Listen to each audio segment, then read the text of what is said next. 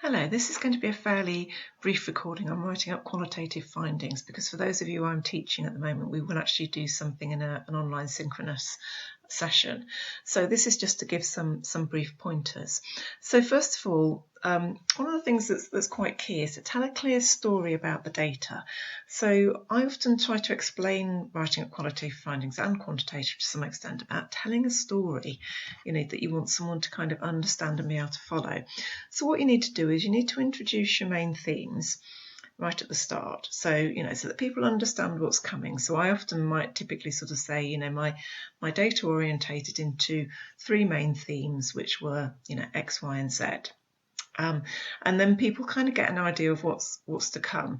And you might want to say something else to preface your findings as well. So there might be something kind of interesting in terms of the way that people responded to the questions you asked.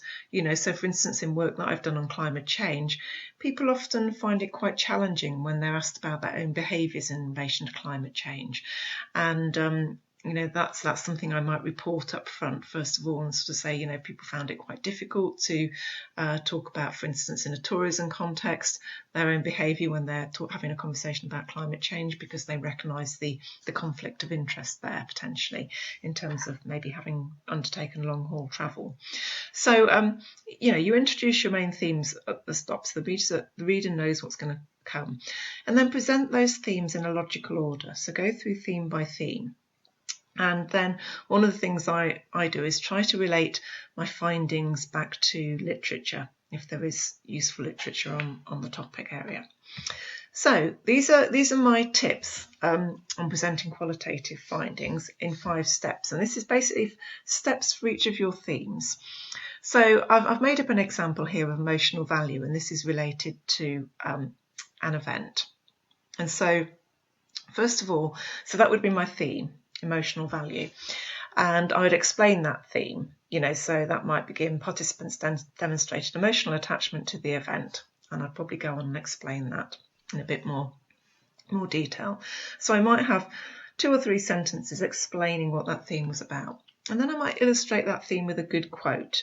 Now what you want to do with quotes, say so imagine this was from interviews, is don't rely on just one interview all the time, because you typically do have 1 or 2 people who did really good interviews that were really useful, but try to find them from across a range of your participants, but look for the good ones that really illustrate the point well.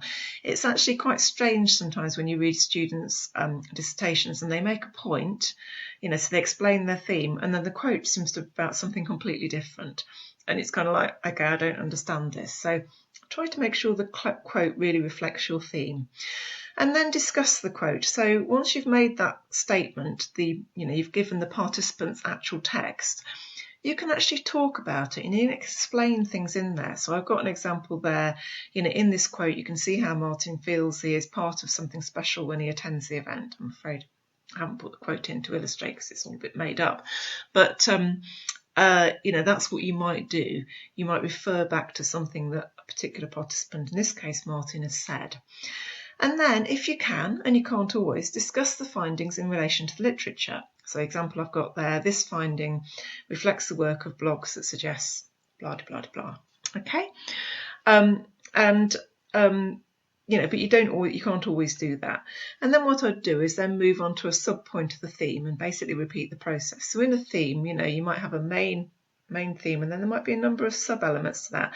And there might be contrasting perspectives, because you might have a contrasting perspective to this one where there's groups of people who've demonstrated no emotional attachment, so you could sort of say, 2 of the participants were quite unique in not demonstrating any emotional attachment, and in fact they were quite detached from the event, and explain why that was the case. It could be that they'd just been dragged along with their partner and they just weren't into it at all, and you can explain those sorts of findings. So therefore you're able to contrast one set of findings with another and look at the different views that are coming through in a qualitative research project. And then other thoughts. So I would look at how qualitative findings are presented in journal articles. When I see with the students I'm seeing face-to-face, rather online face-to-face, I will show you some examples from my journal articles, but obviously you can look at plenty of other people's. And another thing to do is to consider developing a conceptual framework. I've talked about conceptual frameworks in an earlier recording, because that can be a very useful way to visually represent your findings.